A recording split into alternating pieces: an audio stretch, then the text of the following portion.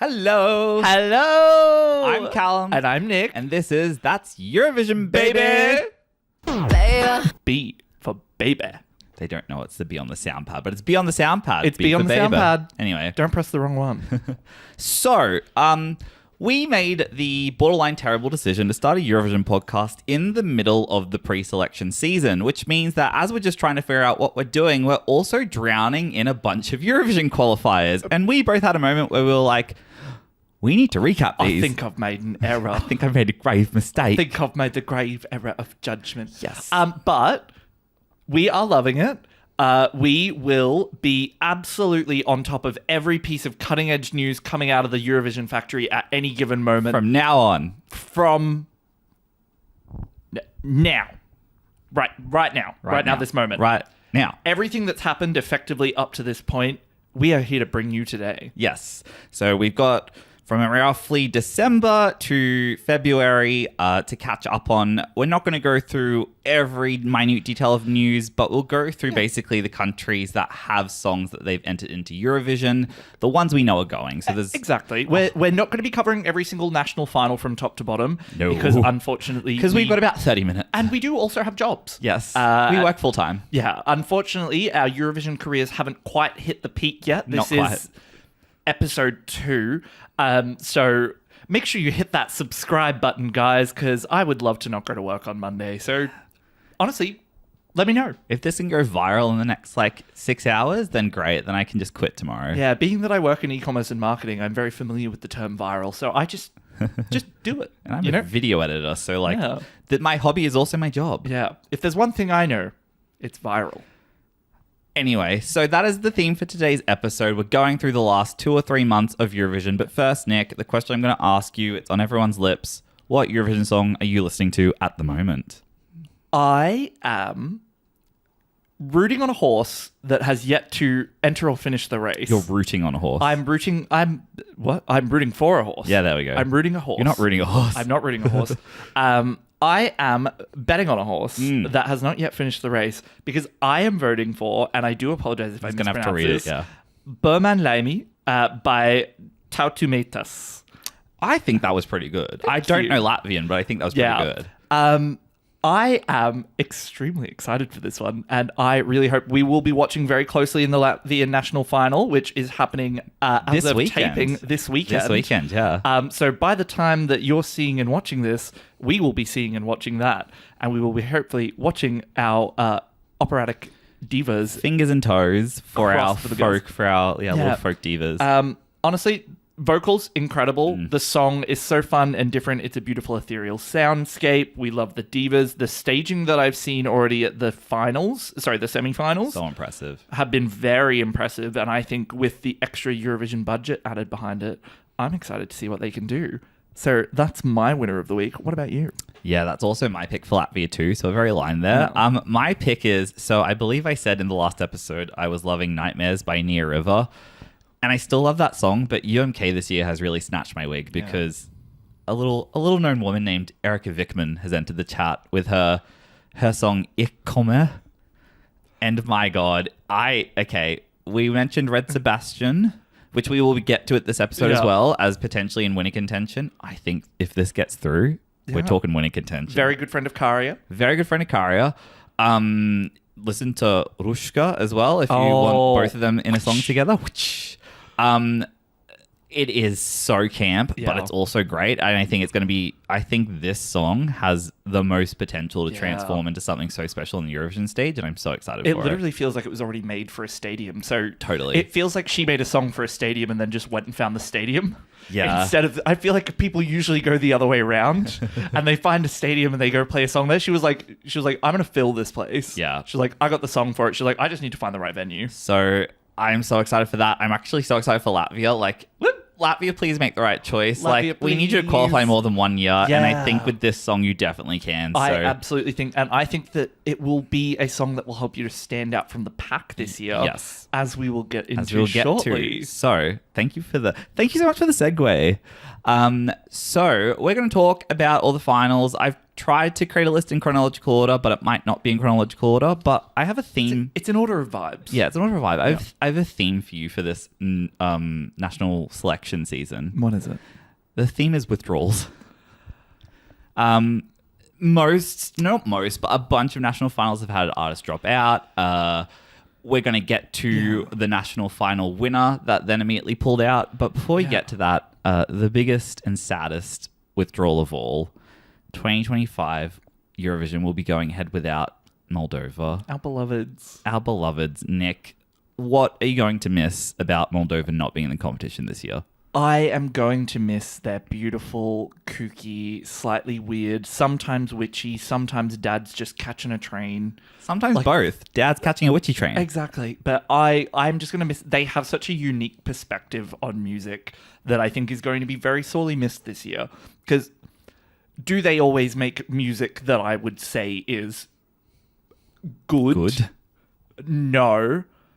But I'll be damned if you aren't going to have a fantastic time. So we will miss them dearly. They know how to bring the party. Yeah. They always have an eye for camp, even if they don't even realize it. And one thing that Moldova always guaranteed was fun. Yeah.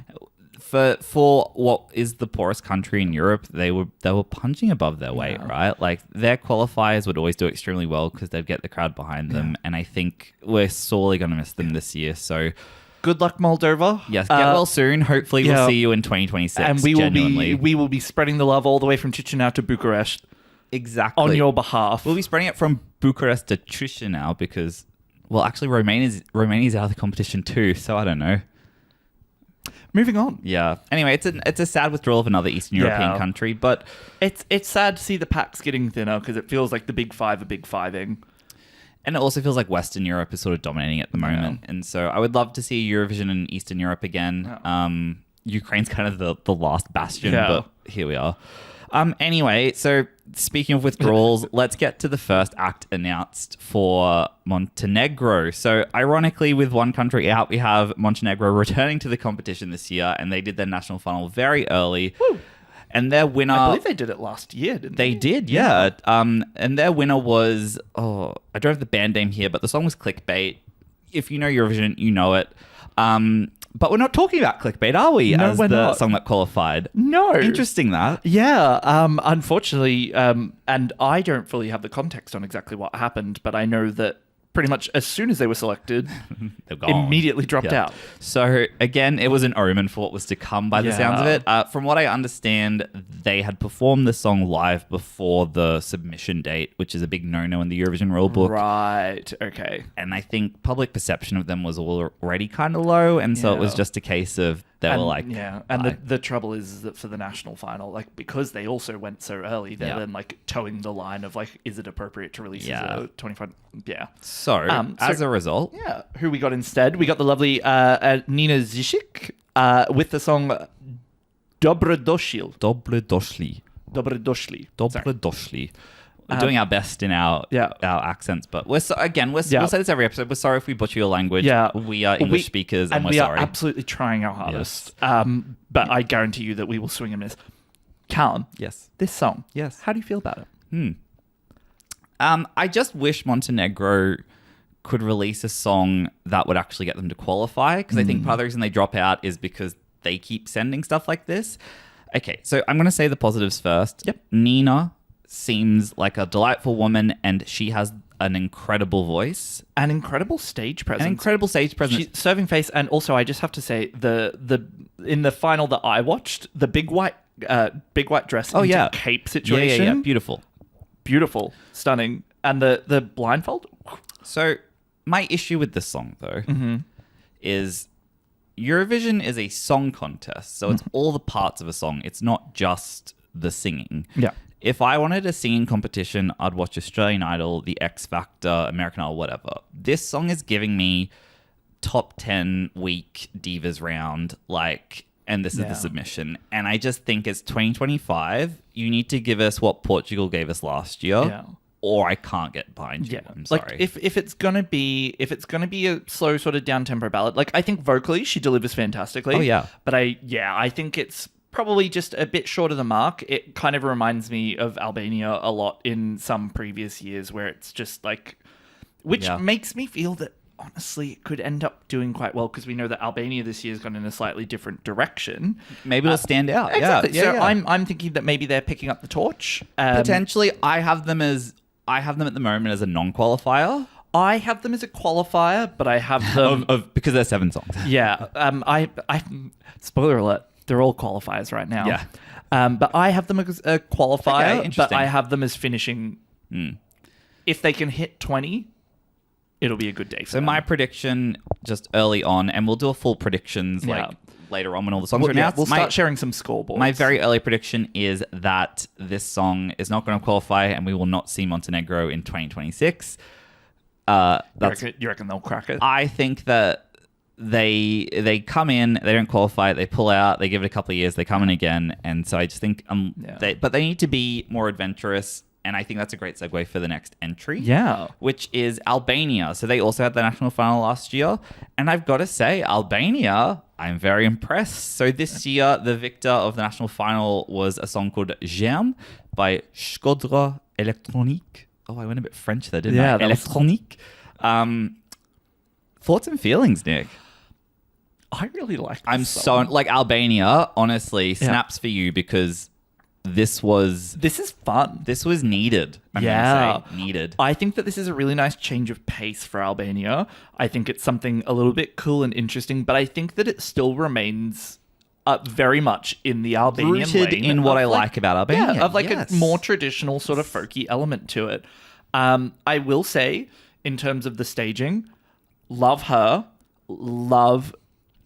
I love a bob on the Eurovision stage. A bang. I love a harsh bang on the Eurovision stage. Don't take that out of context. Kiss, bang, bang. Yeah. The gentleman that accompanies her, I will say in the recorded version, love. Very cool, giving a little bit sexy in terms of just like the whole section is just like gravelly voice. Yeah. It's really cool. In the visual version, it does give slightly more threatening energy with him standing up there. I do appreciate his commitment to his little drum. I love him. I love his bit. I love it's giving Blanche, like, come on girl, give us nothing. I love every time he hits the drum, the kind of like the visual that happens with it. I think it's super effective. I think it's really cool. I think that if they can get the sound mixing right, because I will say for his bit, like, I think his mic needed to be like, you listen to the recorded version and you see the vision, and then you watch it live and it's lacking, but it's not there. But again, it's not there in a crowd of 10 people at the same event. I think that when they get a bit more budget behind it and send it to the big stage with the proper sound mixing, I reckon this will be a really fun one. If Bambi Thug can tell us anything, it's that national final staging is not the one to judge on. Or sound mixing for what it is going to be. Exactly. I have really good news for this song too. They have announced that they are not going to make changes to the production of this song, which means no random switches to English, no random upbeat tempo switches at the end. We are just getting the song. Albania, like, you have... Thank you so much. I may have said last episode to fire your team. I take it back. You've come through. I'm really impressed. Or you already did. Yeah. And this is a new team. So... Either way, well done, Albania. I think a really fun one. Yeah. I think it's going to be great. Yeah. Moving on to the next one. So the next one that we saw coming was Greece. So they selected Klavdia with their song Astoromata. Thoughts and feelings? Okay, so I think this song is... Actually, I really thought it was quite beautiful when I listened to it, the recorded version. Mm-hmm. I genuinely was like... It picks up at the right time. The percussion's out at the right time. As I say, it's how I like mid-tempo to slower song be done in terms of like adding production elements, making it exciting, which is what I think Montenegro needs to take notes from. And then I saw it live and I was like, Diva, move once. Yeah. Please. So first of all, not to criticize a woman's appearance, but we need to get rid of these librarian glasses for the main stage. No, it's her brand. She's not going to get rid of them. That is literally her brand. Okay, that's I think if she changed her dress to maybe suit the glasses more. So Or her pantsuit, whatever it was. I actually think the staging needed to happen. Something, literally anything. Literally, I was fully expecting them. I these feel like there divas was, on the ground. Yeah, these divas on the ground. There was a little bit of a that's it. One of them looked like Sophie. I wasn't paying that much attention. Yeah, so one of the dancers. Are we calling them dancers? They didn't really dance. Yeah, we're calling them dancers. The dancers at the front. One of them looked like electronic music legend Sophie. Yep. Rest in peace. R.I.P. So that made me very happy. Mm-hmm. But unfortunately, then they didn't really do anything. They just stood up and then they held the fabric worm to her as some sort of offering akin to Mother. So I'll summarize this very quickly and say the visual, I think they had a very strong statement of this dress that leads into like this dancer train thing. Yeah. Very cool. Do something with it. Do something with it. Yeah. I have faith that Greece will elevate it for the Eurovision stage. She's going to move around. They're going to play into that train dancer idea. I'd love to see it like unravel a little bit. Yeah, do something. Because at the moment, it just like it looks like she's a snail that's just done some loopies and gotten to the center. This is my warning. If they don't elevate enough, we're not going to see Greece in the final. No, If I completely agree. She doesn't move, or if nothing changes, this song won't qualify because the song is beautiful and I genuinely like it. And her vocal performance as well. Stunning. Like Live literally no stunning. notes. Incredible. Yeah. But if that staging doesn't change, I completely agree. We will not see Greece in the We're not final. going to see it. Because it just, nothing happened. Yeah. And speaking about not seeing acts in the final, our next act we're going to talk about is Luxembourg. It's Loreton, assuming she's French. If not, Laura Thorne, with her song Laura Thorne. La poupée monte le son, which is French for the doll turns up the volume. So, fun fact, That's a bad song name. I don't remember the name of the song, but one of the big songs that won for Eurovision for Luxembourg in like the 80s or 90s is something like Le Poupée du Ciel, like the doll of the sky. Like that. You know the song I'm talking about. Yeah, I think she makes a reference to it at the beginning of the music song video. Vaguely references it. This would win Junior Eurovision. Absolutely. I think it's fun and cute. This is non-adults. I actually really dislike this song. I'm going to be honest with you. Okay. I find it kids bop. I find it... the staging was... Again, I'm a doll come to life. I'm like, okay, cool, but like, give me something else. I'm not impressed by this song. I'm so sorry. I will say that from the first time that I heard it, this song has grown on me a lot. Interesting. I think it's fun. I will say a couple of things. The staging, I hated the staging. I hated the staging. Just watching her sort of like wander about. Like if you're gonna dance, like as you will see in any episode of Drag Race when they're doing choreography, you got to commit to the choreo. If you're doing doll arms, you got to do doll arms. You can't just sort of like gently swing them from side to side. So I think that over time, I'm hoping that someone will have that conversation with her about maybe putting in a little bit more energy on the choreo.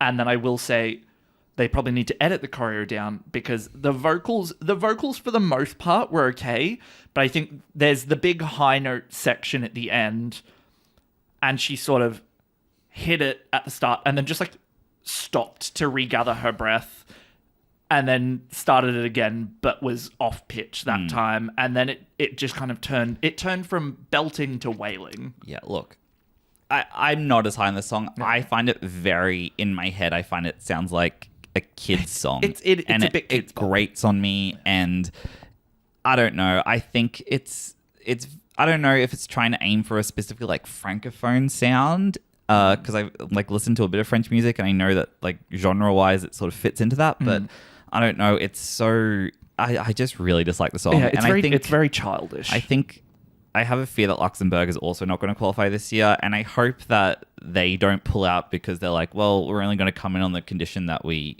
like do well each year. Yeah. I like the fact that Luxembourg's back, but I had a quick listen to all of the songs that were competing this year, and genuinely none of them were qualifying worthy. There were songs that I think could have elevated more than this song did, but honestly, I was just not impressed by Luxembourg. Do you think they should have done a Moldova? No, they shouldn't have withdrawn altogether. That's ridiculous. And also, Luxembourg is where the money is, so please don't withdraw. I think it's more just if you're gonna hold these national finals, like I just think there needs to be better quality music for Luxembourg. But that's that on that. Yeah, that is that on that. So that brings us then to our next diva, if I could. Oh, Esa Diva. Esa Diva. So for Spain, they have selected Melody with Esa Diva. Thoughts and feelings? I want to like this song.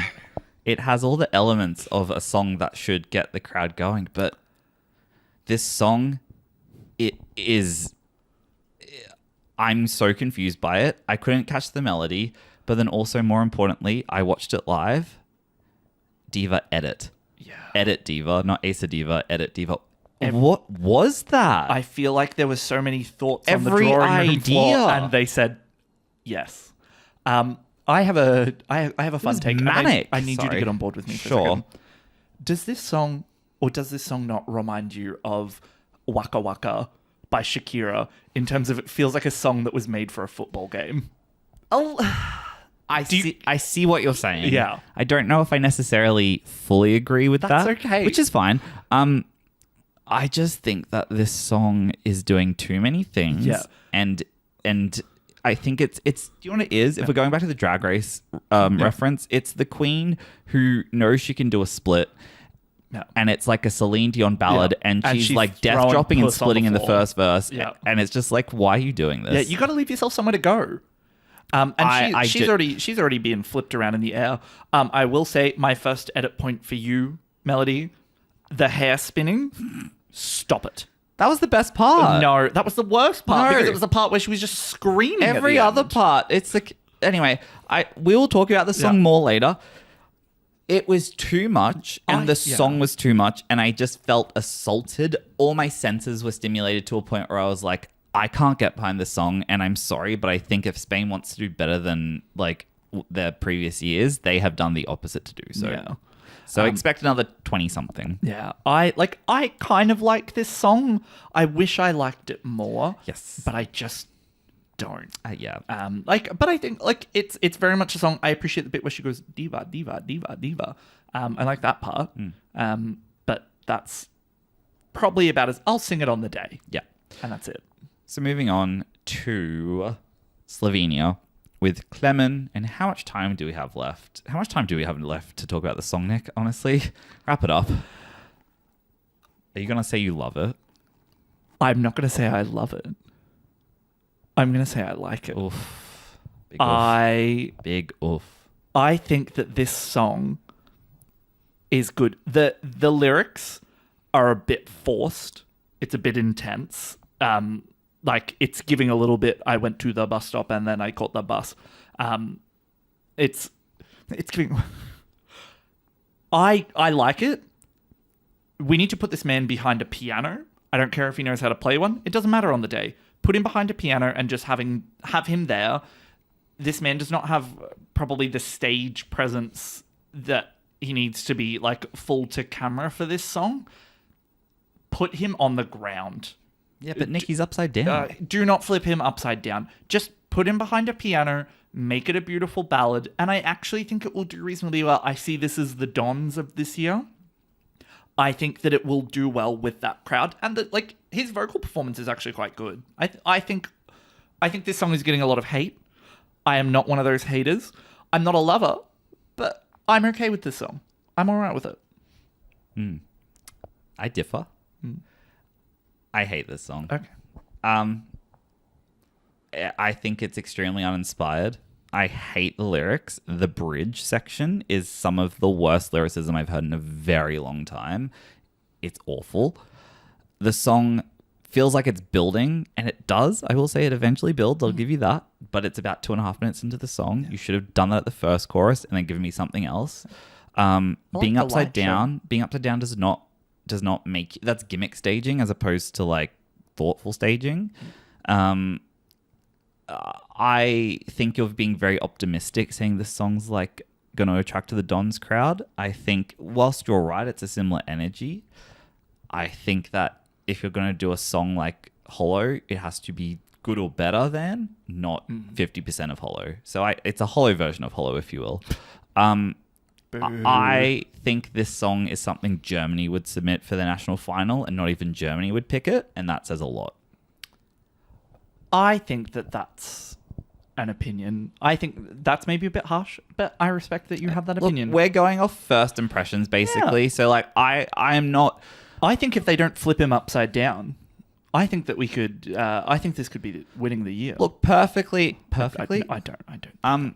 Sorry, in a perfect world, this song can improve a lot. Mm-hmm. I think it has potential to. But in a realistic world, I don't think they're going to do enough. And I think this song, from its produced, recorded version, is very middle of the road. Mm-hmm. And I just think this was not the song Slovenia should have sent through. And I think Slovenia should buckle up for an NQ this year. And yeah, anyway. Well, that's enough on Slovenia. Let's move on to the real meat of the program. So we will be talking, of course, about the last qualifier that we have so far as of the recording of this episode. We're talking about Belgium, baby. Mm. And we are talking about Strobe Lights by Red Sebastian. Now. Yeah. I think that we've made our feelings about this song abundantly clear last week. Not last week. Last episode. It'll come out next week. Okay. We did Red Sebastian in episode 3 at this point. Well. Slay. Spoiler, we recorded 2024 recap back to back, and so therefore we spoke about Red Sebastian. Yep. So you will hear how excited we are for this song. You'll hear it. But this song is fantastic. This song grabs you by the neck, and it's like Colleen is there, and she said, "We will rave." It's like, I want to see one of those like deviant art sad drawings of her like handing the torch to him. I think that this song is going to be an absolute monster this year. I believe it is currently at the top of the odds. Well, okay. I have a history to... I can be the historian part of this, but yes, vibes and feelings. So good. So good. So good. Look, I am obsessed with this song from the second I heard the 10-second snippet of it. Nick and I are Dirty Club divas. We love a song that is a bit gay, a bit heavy. Give us Abracadabra by Lady Gaga just drop. We're loving that. Yeah. We just want a Muzz. We want a Muzz. We're brat girls, but pre-brat even. Give us the Charlie that was just banging metal together. So for us, it's very in our genre, and it's done so well, and I'm so excited. So excited. I love Red Sebastian, and I love this. When I saw the final and I saw the staging, it's so good. Yeah. It needs some notes. I think it's got little tweaks and enhancements, but I see the vision. The ravers should come in on the first time the beat drops. And then the rest of the song should be him navigating the rave.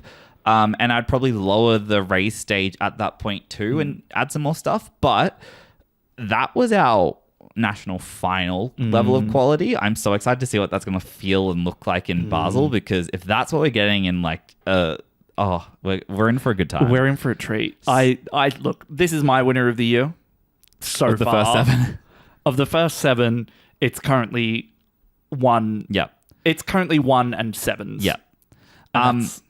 So I will say, and I want us to talk about this, he's divided opinion quite substantially in the Eurovision community. Now you tell me about this. I excitedly went online thinking that we were about to see unanimous support for this song because of how much we connected to it and how excited it got us. And instead I saw quite the opposite. Lots of people very much disliking the song, a lot of really divided discussion, and just plain homophobia towards him, which I think, come on, guys, do better. You're talking about the gayest contest on Earth. Exactly. But we can't be coming after... So I've listened to some theories, and I agree with where some people are going, which is I think Belgium, for whatever reason, I don't know if some organizer whispered in the ear of a bookie, but rose to number 1 in the odds before any of the songs got announced and stuck there. And from what I've seen, the videos I've watched, the people I've consumed the content for, they're all kind of saying, well, if it's number 1 in the odds, I'm going to hold it to it being that standard. Now, Nick and I would say that is that standard, but I think a lot of people came in with higher expectations and therefore felt let down by whatever Belgium were to do. So I think that's one element. I think the other element is people don't like falsetto singing that much. Yeah. And so they found his falsetto range with an EDM beat, which again... I think you can pretty clearly at the moment divide the world into like Charlie XCX fans and like Sabrina Carpenter fans, and there's no shade to either. But let's face it, if you're listening to Taylor Swift and Sabrina Carpenter and all these people, you might find the intensity of that song to be grating. Yeah.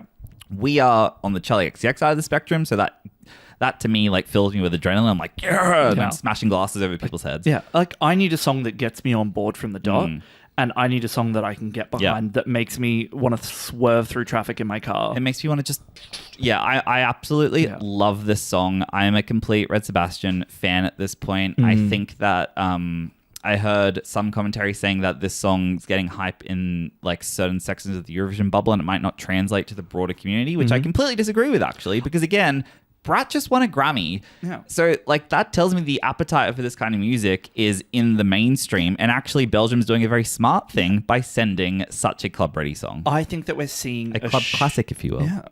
I think that we're seeing a shift. Yes. I think that we're starting to see a lot more electronic production be like the baseline and the expectation. Yes. I think that this song will do well. Yes. I think the same people that hate this song are probably the same people that hated The Code last year. I think I'm going to disagree. I think there's people who dislike this song go for more of like Mentisa, the Désolé, the second or third place song. I think they just like songs a little bit more of like a sort of, I don't want to get too much into it. We're strapped for time, but melody, songwriting, sort of like a traditional, more feel. Traditional, exactly. Yeah. And this is dirty, and this is also a little bit like. This is pushing the limit for what they like. This is the music that they were told that they weren't allowed to like when they were growing up because it's music for bad people. Yeah, I walk into a nightclub and I'm just assaulted by bass and I go, I'm walking out, I just want to listen to like pretty music. This isn't that, and that's okay. But I don't think we should make this song suffer because it's well produced, already extremely well staged. It has the peaks and valleys you need. It builds that end part where it's just absolutely like free. I'm so excited, and unlike most of the songs I said, this song I think is guaranteed qualify. I think it's top 10. I think easily. It's top 10. I really do think this could win. Yeah, I think I'm not as confident as I was in last year's winner. I think it has a lot of sorry, go on. I'm not as confident as I was in last year's winner that this is like the track to win. But I am very confident that this song is going to do very well. This song's going to do well. That is a fact. Yeah. I think that, unfortunately, we have 30 other songs that we have yet to come to. And I think there is a high chance that something else is going to come in and potentially appeal to a broader audience. You never know. Maybe this could be Armenia's year to drop an absolute filthy club rinser. I mean, Armenia's been doing very well. Anyway, off Belgium, Nick. And on to the future. Well, before we get to the future, we've just covered the 7 songs so far. We won't rank them, but I just what's the overall vibe for the quality of the songs that you've heard so far? I'm excited for some of the upcoming finals more than I am for these ones. Yes. I think that there's a couple of good ones, and I think that there's a couple of tracks that I'll get behind and that I'll enjoy. But I think the real meat of Eurovision is yet to come. So I'll be very honest. You've probably heard, I've said a lot of non-qualifiers. I've been very critical, and it's because, honestly, I'm a little bit disappointed by the showing of artists so far. It's not to say the songs aren't good or the artists aren't good. I think that so much potential here. But outside of Red Sebastian, I think the other 6 are, they just haven't tickled something in me that's made me go, wow, it's Eurovision, baby. But I will say that we felt a very similar energy to this time last year. For sure. Because I think that we had a pretty similar pack of finalists that had come through at this stage. And we were worried that 2024 was going to be rubbish compared to 2023. And boy, were we wrong. And also, on that too, and we'll wrap it up afterwards, but we retrospectively and with the staging, with the whole vision, grew to love a lot of these older songs. Like Slemen and Aiko and Raven. I think at the time we weren't as warm on them because we just didn't see the vision. And then we got to Eurovision and we got familiar enough with them, and all of a sudden we were like, no, these are fantastic. So I see myself loving songs like Albania and Greece and already in love with Slovenia. I think it's just the songs, a lot of the songs just haven't hooked me in a way I was hoping for. Because I'm a big fan of Albania. I think Albania's a fun one. But I think outside of that, probably Belgium's my only one from this crowd. That Belgium and Albania are the 2 that at the moment I am locked on. Yeah. Love them. The others, I think, are sort of fighting in the sort of soupy middle area. Yeah. Yeah. But that being said, Yeah, we're looking to the future. we turn our eyes to the future. So we've been stressing about recording this because we're about to enter a weekend where there is 5 selections happening. And 5 big ones. 5 big ones. We've got Ireland coming up. We've got Latvia coming up. We've got Malta. We've got Ukraine. And we've got Finland. And Nick, of the 5, give me just one that you're excited Malta. for. Yeah. Malta. Yeah. Malta. We're not going to say the word, but we're definitely wanting to serve some. We want to sing. We want to and sing. we want to serve. We want to sing specifically in Maltese, or we want to be heaven sent. To be fair, like I feel like we've got to. You want to talk about Battle of the Divas? Yeah. Malta is going to be a bloodbath, Battle of the Divas, battle royale, and I don't care who wins because I love. To be fair, the girls that I'm rooting for, they could be like 8th or 9th in the odds, and I wouldn't know. Yes. So excited for Malta. Pulling really fingers crossed. There's 2 us in Latvia that I'm really wanting to make it through either the Tutamatus. They're my number 1. The Ludwig number 2. So pulling through for them. But for me, the big one is Finland. I think they have the best national selection, the highest quality songs, the package they have done, and the quality of the music videos we've seen. We're in for a treat, and I think if Erica makes it, I genuinely think Helsinki 2026 might be a conversation we're having. So, but that is a conversation that we will have with you all next time. So yeah, we're very excited. We've got our second half of the Eurovision 2024 recap coming out, and then we're also probably going to have a breaking news of the next 5 songs coming through very soon. Lordy.